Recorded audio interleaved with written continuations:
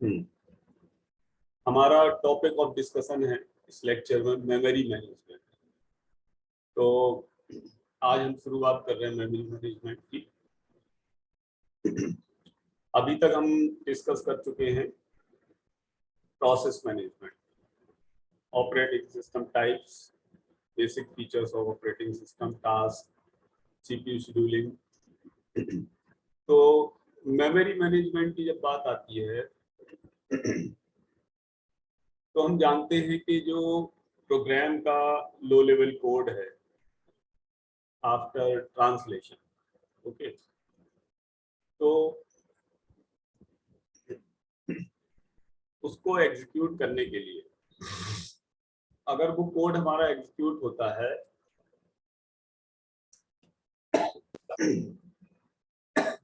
तो ऑब्वियसली कि वो code, low level code, main memory में होना चाहिए।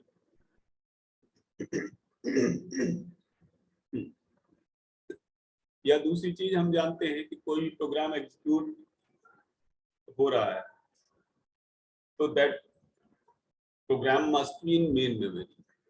कम से कम वो पोर्शन तो मेन मेमोरी में जरूर होगा जो पोर्शन इस समय एग्जीक्यूट हो रहा है। अगर प्रोग्राम बड़ा है तो हो सकता है उस प्रोग्राम का कुछ कोड वर्चुअल मेमोरी या स्वैपिंग के थ्रू, जो एडवांस मेमोरी मैनेजमेंट टेक्निक है, उनके थ्रू वो हार्ड डिस्क पे पड़ा हो। क्योंकि मल्टी प्रोग्रामिंग सिस्टम में बहुत सारे प्रोग्राम्स होते हैं मेन मेमोरी में, and CPU switches from one program to another program. Okay, तो हमारा जो मेन कंसर्न है कि जो प्रोसेसर है, जब कोई प्रोग्राम रनिंग स्टेट में है, that is called as a process. तो प्रोसेस को सीपीयू मिलेगा तभी सीपीयू वो तभी प्रोसेस रन करेगा। तो ये जो प्रोसेस को सीपीयू देना, ये ओएस का काम है। और बेटर हम ये कह सकते हैं कि ऑपरेटिंग सिस्टम के मेमोरी मॉड्यूल, मेमोरी मैनेजर एक मॉड्यूल होता है, या मेमोरी मैनेजमेंट सिस्टम भी कह सकते हैं, मेमोरी मैनेजमेंट एमएमएस, ओके, या memory management unit. This is the task of memory management unit of the operating system, to provide the CPU to a process. Okay. तो अब जब CPU को assign करना है किसी प्रोसेस को,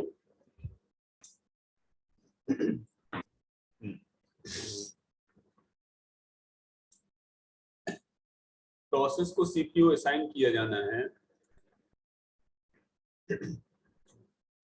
तो ये जो टास्क है ये दो तरीके से मॉडर्न कंप्यूटिंग सिस्टम में किया जाता है। पहला तो ये है कि प्रोग्राम हमारा मेन मेमोरी में लाया जाए और प्रोसेस के अंदर रख दिया जाए जिससे वो रन करेगा। दूसरा है कि कंप्यूटर मेमोरी में, जो है कंप्यूटर की मेमोरी में बहुत सारे प्रोसेसेस हों एक साथ, और जब बहुत सारे प्रोसेसेस होंगे तो ये मल्टी प्रोग्रामिंग कहलाएगा। और ये जो मल्टी प्रोग्रामिंग है या बहुत सारे प्रोसेसेस का कंसेप्ट है, ये इम्प्रूव करेगा CPU utilisation and the response time. मतलब सीपीयू ज्यादा से ज्यादा बिजी रहेगा। दूसरा response time will be minimise.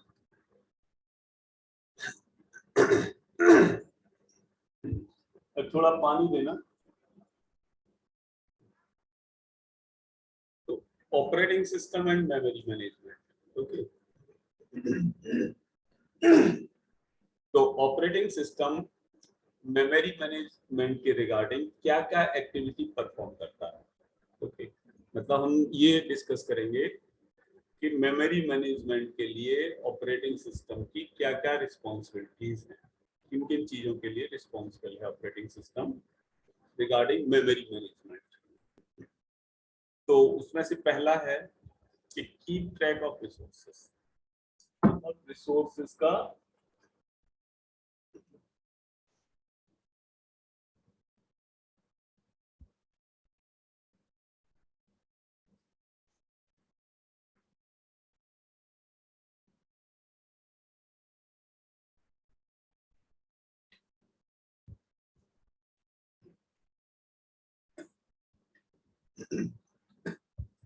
Memory management unit या मेमोरी मैनेजमेंट यूनिट की जो रिस्पॉन्सिबिलिटी है वो पहली तो ये है कि रिसोर्सेज के बारे में जानकारी रखेगा, उनको ट्रैक करेगा, उनको एक तरह से वॉच करेगा, ठीक है।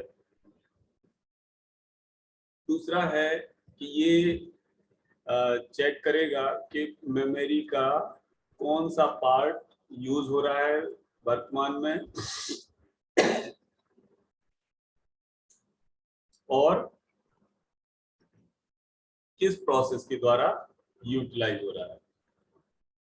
ये मैंने बताया भी था प्रोसेस कंट्रोल ब्लॉक में कि हर एक प्रोसेस करेस्पॉन्डिंग एक प्रोसेस कंट्रोल ब्लॉक क्रिएट होता है जो कि उस प्रोसेस के रिगार्डिंग सारी इंफॉर्मेशन को पुट करता है, और वो मेन मेमोरी में जनरली होता है हमारा प्रोसेस कंट्रोल ब्लॉक।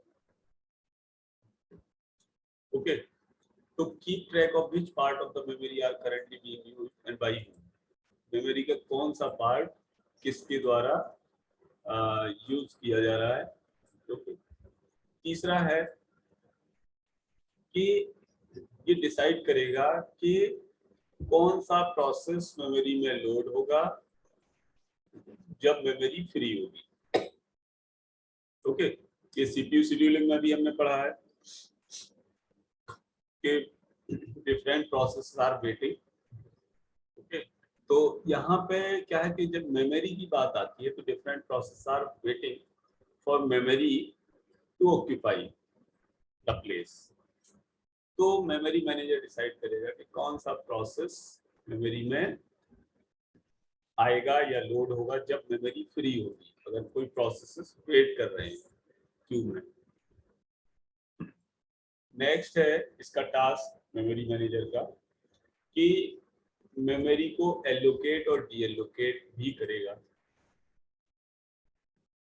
जो स्पेस नीडेड है किसी प्रोसेस के लिए उसको एलोकेट करेगा अगर अवेलेबल है, और जब प्रोसेस की प्रोसेसिंग फिनिश हो गई, जब कंप्लीट हो गया प्रोसेस, तो फिर वो डीएलोकेट भी करेगा। डीएलोकेट से मतलब कि जो प्रोसेस को के द्वारा मेमोरी यूज हो रही थी अब इसको वो डीएलोकेट करके ऑपरेटिंग सिस्टम को दे देगा।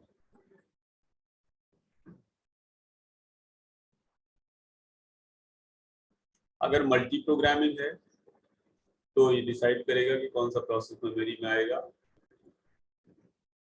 और जितने ज्यादा से ज्यादा प्रोग्राम एक्टिव हो सकते हैं उनको ये अलाउ करेगा। नेक्स्ट है कि अगर मेमोरी की जो डिमांड है डिफरेंट प्रोसेसेस के द्वारा उसमें अगर कोई चेंज होता है, ठीक है, अलग अलग प्रोसेसेस के द्वारा या यूजर के द्वारा, तो उसको ये रिस्पॉन्ड करेगा मेमोरी मैनेजमेंट यूनिट। नेक्स्ट है कि मेमोरी में अनऑथोराइज्ड चेंजेस को ये प्रिवेंट करेगा। अगर कोई यूजर या प्रोग्राम मेमोरी में अनऑथोराइज्ड एक्सेस कर रहा है, जैसे कि ट्रोजन हॉर्स यानी वायरसेस जो होते हैं, memory resident viruses, memory resident illegal code, तो वो अगर मेमोरी में अनऑथोराइज्ड चेंज कर रहे हैं तो this will be the task of memory manager to prevent from doing this. Next है कि ये memory allocation and memory addressing को इम्प्लीमेंट करेगा जितना ज्यादा से ज्यादा ये एफिशिएंटली पॉसिबल होगा। मॉड्यूलर प्रोग्राम को सपोर्ट करेगा, प्रोटेक्शन एंड एक्सेस कंट्रोल कि अनऑथोराइज्ड प्रोग्राम मेमोरी को एक्सेस ना करे। ओके, या ये कह सकते हैं कि दूसरे एक प्रोसेस दूसरे को अनऑथोराइज्ड वे में एक्सेस ना करे।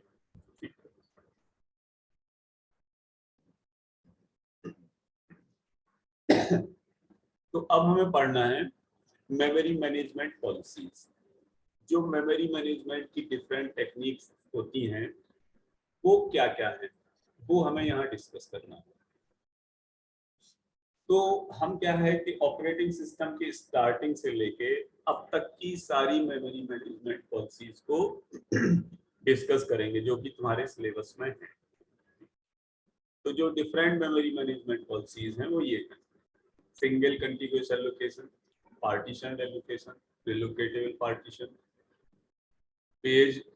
paging, paged allocation, demand paging, segmentation. And in this paging, we will study the virtual memory. Okay, so wait for 1 minute. I'm just coming.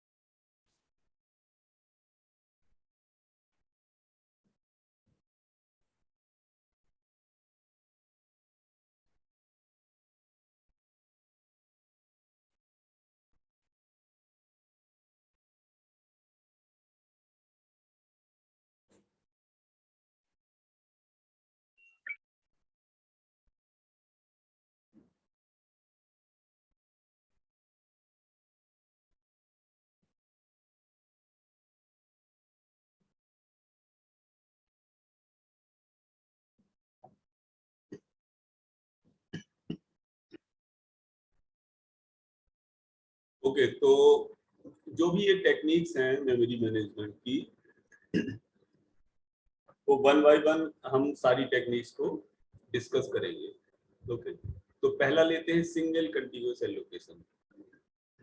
अच्छा, मेमोरी मैनेजमेंट स्कीम जो है तो उनके सबके अपने एडवांटेज और डिसएडवांटेज होते हैं। कोई पर्टिकुलर टेक्निक का अगर हम सिलेक्शन करें तो, या जो भी हमारी टेक्निक है, वो सभी टेक्निक 2 फैक्टर पर डिपेंड होती है। एक हार्डवेयर सपोर्ट है तो दूसरा memory available, amount of memory available. ठीक, तो अब आते हैं हम फर्स्ट टेक्निक पर, जो है सिंगल कंटिन्यूअस एलोकेशन स्कीम। ये पहली टेक्निक है। तो जब सबसे पहले ऑपरेटिंग सिस्टम थे तो उसमें क्या था कि कोई मल्टी प्रोग्रामिंग नहीं था, कोई मल्टीमीडिया सपोर्ट और कोई एडवांस प्रोग्राम वगैरह कुछ नहीं था। They were just used for the computing purposes. Okay, तो जो सिंगल कंटिन्यूअस एलोकेशन है उसमें बेसिकली रैम बहुत छोटी होती थी, हार्डली 1 MB के साइज से ज्यादा में नहीं होती होगी उस टाइम।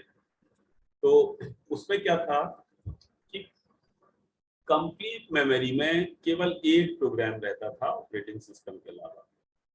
ऑपरेटिंग सिस्टम का स्पेस अलग होता था और जो बचा हुआ स्पेस है उसमें केवल एक सिंगल प्रोग्राम रन कर सकता था, because the operating system was supported only single programming, mono programming, just like DOS, जैसे मैंने बताया था, no multi programming was possible। तो इसमें यूजर के प्रोग्राम को सीपीयू कंप्लीटली कंट्रोल करता था, कोई स्विचिंग नहीं होती थी, कोई इधर उधर मूवमेंट नहीं होता था। तो मोनो प्रोग्रामिंग था, तो जो भी ऑपरेटिंग सिस्टम के बाद जो मेमोरी स्पेस बचता था that was used by the user program, single contiguous allocation, कोई कहीं कोई पार्टीशन कोई कुछ नहीं। ओके, तो मेमोरी कंप्लीट मेमोरी थी। अब ओएस के बाद जो मेमोरी बची वो जो बचेगी मतलब वो तो रहेगी, तो उसमें प्रोग्राम चाहे छोटा हो या बड़ा हो वो एक ही प्रोग्राम रन करता है।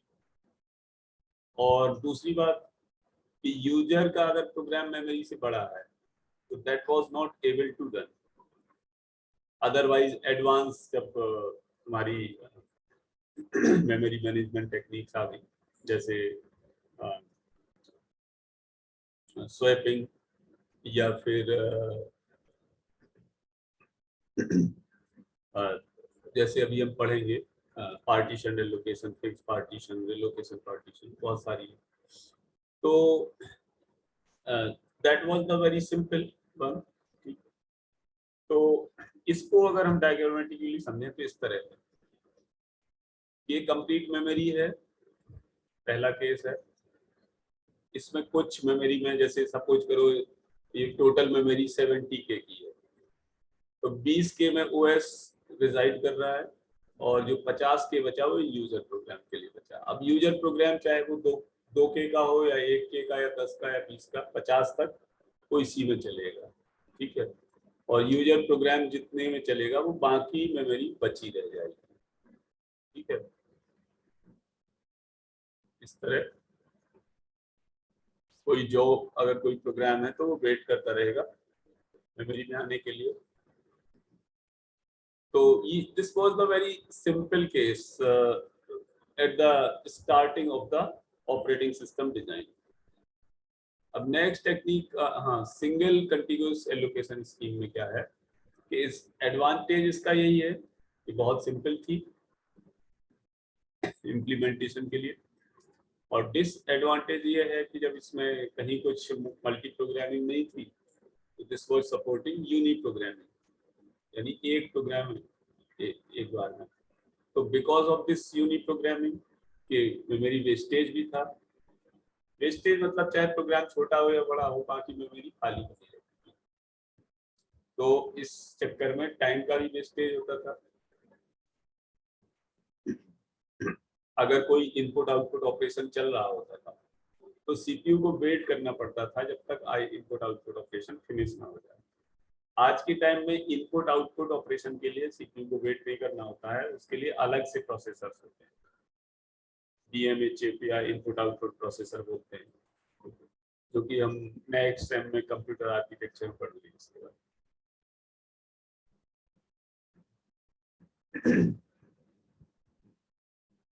ठीक है, तो अब क्या है कि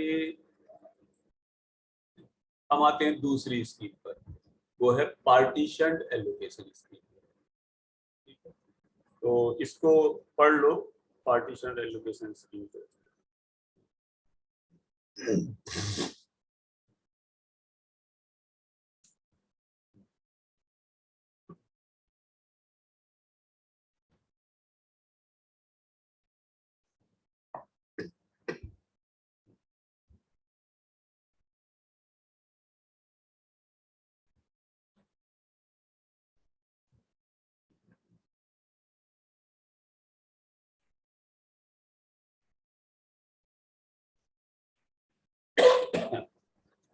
तो जो स्पेस और टाइम की यूसेज की प्रॉब्लम थी,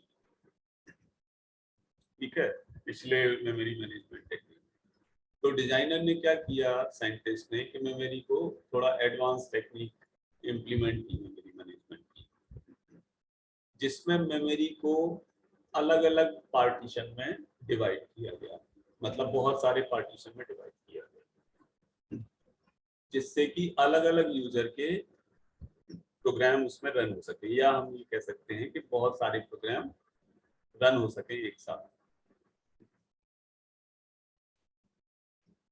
तो प्रोग्राम रन करते रहते थे और दूसरे प्रोग्राम आते जाते रहते थे मेमोरी में। सिंगल प्रोग्राम की जो लिमिटेशन थी वो खत्म हो गई थी। ये है पार्टीशन एलोकेशन, ठीक है, पार्टीशन एलोकेशन है। तो इसका जो डायग्रामेटिकली अगर हम समझें तो इस तरह है कि ओएस पड़ा हुआ है एक मेमोरी पे और बाकी पार्ट में अलग अलग प्रोसेसेस यानी प्रोग्राम रनिंग प्रोग्राम पड़े, इस तरह प्रोसेसेस आते रहेंगे और वो उसमें एग्जीक्यूट होते रहेंगे।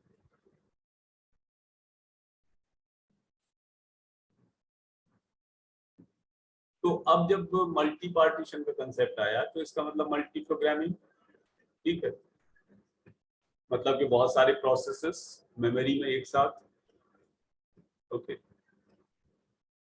बहुत सारे मतलब कम से कम दो तीन चार पांच, किसी भी मोमेंट पर दो या दो से ज्यादा प्रोग्राम मेमोरी में हो सकते थे जब ये मेमोरी मैनेजमेंट टेक्निक आई। लेकिन क्या था कि जो बहुत सारे प्रोसेसेस यानी प्रोग्राम थे, बहुत सारे प्रोसेसेस, काफी कुछ प्रोग्राम्स से, क्योंकि एक प्रोग्राम के कई सारे प्रोसेस बनते हैं, तो जो बहुत सारे प्रोसेसेस थे, तो वो जब सिस्टम में एंटर करते थे या लीव करते थे, तो उनका जो मैनर था, मतलब प्रेडिक्टेबल, मतलब कि उनका जो एक तरीका था, दैट वाज नॉट प्रेडिक्टेबल, मतलब उसको गैस नहीं कर सकते थे, उसका हिसाब नहीं लगा सकते थे। तो उसके उसमें क्या है कि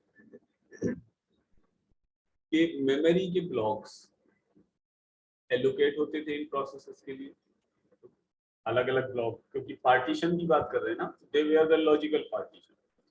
ऐसा नहीं कि मेमोरी को कोई अलग अलग स्लॉट वहां कर दिया, वो लॉजिकल पार्टीशन थे कि इस रीजन से इस रीजन तक हम मेमोरी इज डिवाइडेड। तो जो मेमोरी ब्लॉक थे या पीसेस थे, वो प्रोसेसेस को या पार्टीशन एलोकेट किए जाते थे जब प्रोसेस हमारे सिस्टम में एंटर करते थे, और जब प्रोसेसेस कंप्लीट हो जाते थे, प्रोग्राम रन कर जाता था, तब मेमोरी डीएलोकेट कर दी जाती थी, या ये कहें कि फ्री कर दी जाती थी। तो अब मेमोरी ब्लॉक की बात करते हैं, जैसे मैंने मेमोरी ब्लॉक की बात की,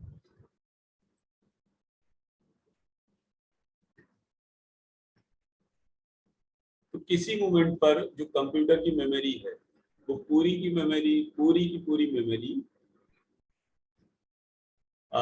लॉजिकल पार्टीशंस के रूप में देखी जा सकती थी। मतलब उसके पार्टीशंस पहले तो सिंगल होती थी, फिर उसको लॉजिकली पार्टीशन में डिवाइड किया जाता था। जैसे आज के टाइम में CD, EF है ड्राइव, वो सब लॉजिकल पार्टीशन ही है मेमोरी के, और हर एक ड्राइव में फिर अपने पर्टिकुलर पार्टीशंस हो सकते हैं। तो कुछ पार्टीशन क्या है कि भरे रहते थे, कुछ खाली रहते थे, डिपेंड करता है कि उस टाइम कितने प्रोसेस या प्रोग्राम है। अगर 10 पार्टीशन है और 6 प्रोग्राम चल रहे हैं, तो 4 पार्टीशन खाली रहते थे।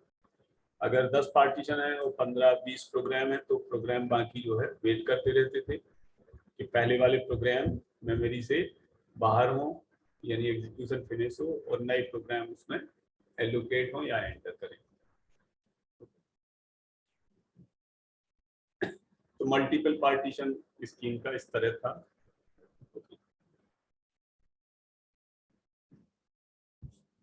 Different processes. एक बीच में टर्म आ रहा है फ्रेगमेंटेशन, तो ये हम बाद में डिस्कस करेंगे at the end of the memory management technique. Fragmentation दो टाइप का होता है, इंटरनल फ्रेगमेंटेशन और एक्सटर्नल, इसको हम बाद में डिस्कस करेंगे, ओके। तो इसका एडवांटेज क्या है मल्टी पार्टीशन एलोकेशन का? पहली चीज तो मल्टी प्रोग्रामिंग हो जाएगी इस पर, जिससे सीपीयू यूटिलाइजेशन बढ़ जाएगा। मतलब degree of multi programming degree क्या है कि कितने ज्यादा से ज्यादा करंटली एक्टिव प्रोसेसेस या प्रोग्राम मेमोरी में है, ओके। तो जो खाली ब्लॉक है मेमोरी का खाली ब्लॉक जिसमें कि प्रोसेसेस या प्रोग्राम आते थे, उसको होल बोला जाता है। तो जब कोई प्रोसेस आता था मेमोरी में लोकेशन के लिए, तो इसको मेमोरी एलोकेट की जाती थी किसी होल यानी खाली पार्टीशन के द्वारा, जो कि सफिशिएंट बड़ा होता था प्रोग्राम से, मतलब प्रोग्राम से बड़ी साइज का होता था। और ओएस क्या है, इस इंफॉर्मेशन को मेंटेन करता था कि जो एलोकेटेड पार्टीशन है और free partition, process control block में जो हमने पढ़ा था थोड़ा बहुत, तो ऑपरेटिंग सिस्टम इसको क्या है कि इसका इंफॉर्मेशन रखता है कि कौन सा ब्लॉक फ्री है और कौन सा भरा हुआ है। ठीक है, तो अब इसमें मैं 2-4 स्लाइड्स और जोड़ देता हूँ, अभी तो टाइम है।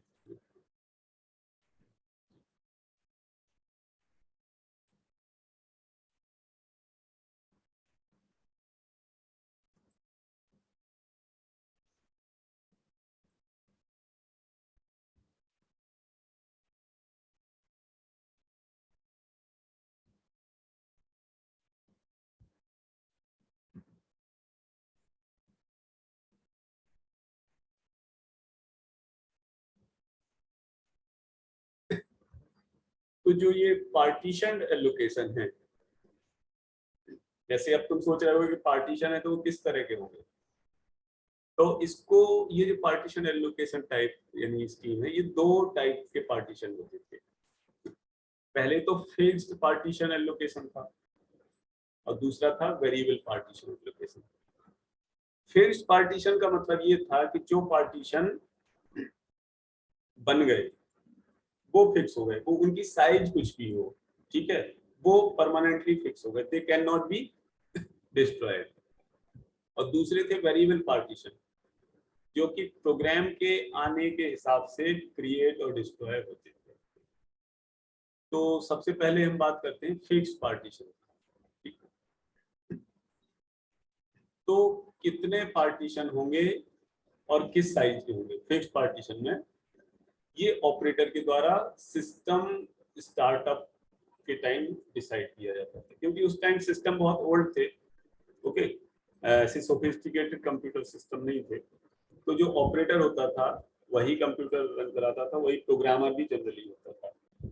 तो इसका जो एग्जांपल है फिक्स्ड पार्टीशन एलोकेशन का, वो है IBM MFT machine, IBM MFT operating system, जो IBM 360 मशीन के लिए इम्प्लीमेंट होता था।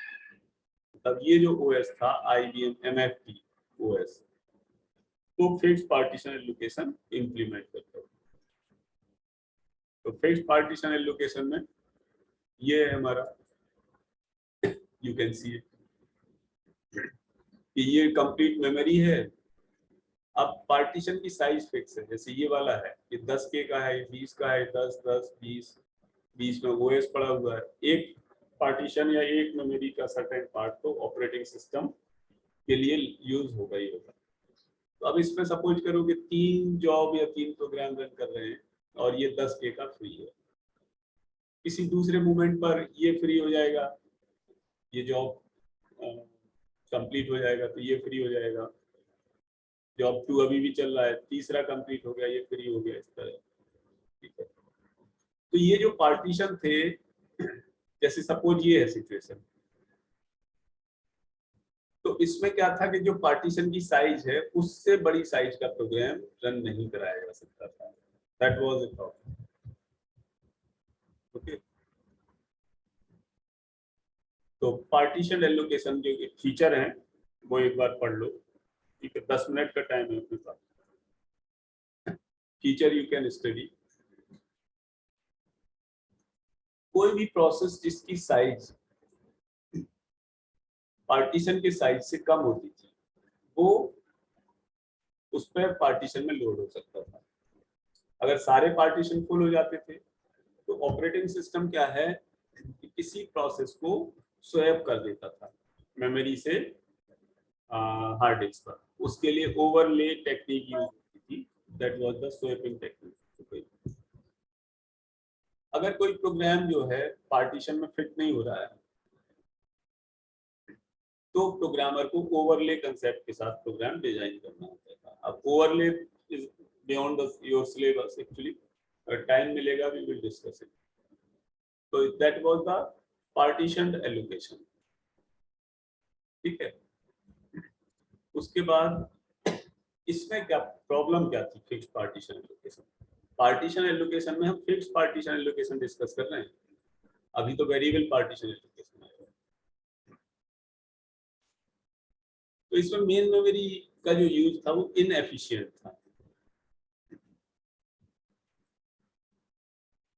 इनएफिशिएंट की मतलब जो पर्टिकुलर पार्टीशन है वो कंप्लीट यूज होता था किसी प्रोग्राम के द्वारा, चाहे प्रोग्राम कितना भी छोटा हो।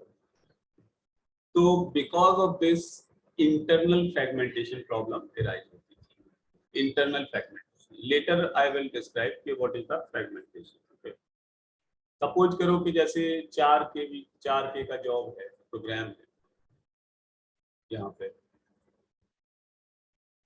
कोई सा भी, और 4K का प्रोग्राम अगर 20K की साइज वाले उसमें स्लॉट में चल रहा है, ठीक है, या ये जॉब 4 की बात कर रहे हैं हम, तो जॉब 4 देखो, तो ये 10K की साइज का है और 20K वाले स्लॉट में चल रहा है, तो इसमें क्या होगा कि 10K तो वेस्ट ही जा रहा है, ठीक है। अगर कोई ऐसा प्रोग्राम आता है कि जो ज्यादा साइज का है, तो वो रन नहीं हो सकता, भले ही वो अलग अलग स्पेस पड़ा हुआ है अलग अलग जगह। अगर 20K का स्पेस है 10K एक जगह और 10K एक जगह, तो भी 20K का प्रोग्राम इस पर रन नहीं कर पाएगा, जब वो एक साथ उसको कंटिन्यूअस एलोकेशन नहीं मिलेगा, एक साथ लगातार स्पेस नहीं मिलेगा 20K का, तब तक नहीं चलेगा। तो जो फिक्स पार्टीशन की हम बात कर रहे हैं, ये दो तरह के, ठीक है। अभी देखो, पार्टीशन एलोकेशन में पहला फिक्स पार्टीशन है, दूसरा वेरिएबल पार्टीशन। तो हम फिक्स पार्टीशन की बात कर रहे हैं। फिक्स पार्टीशन में भी दो हैं, एक तो इक्वल साइज के पार्टीशन, दूसरे अनइक्वल साइज पार्टीशन। तो अब जो पार्टीशन एलोकेशन है, तो इक्वल साइज पार्टीशन में ऐसा है कि जितने भी पार्टीशन होंगे वो सब इक्वल साइज के होंगे, बराबर साइज के। और अनइक्वल साइज पार्टीशन में डिफरेंट पार्टीशंस अलग अलग साइज के होंगे, बस अंतर ही है। जैसे एक, ठीक है,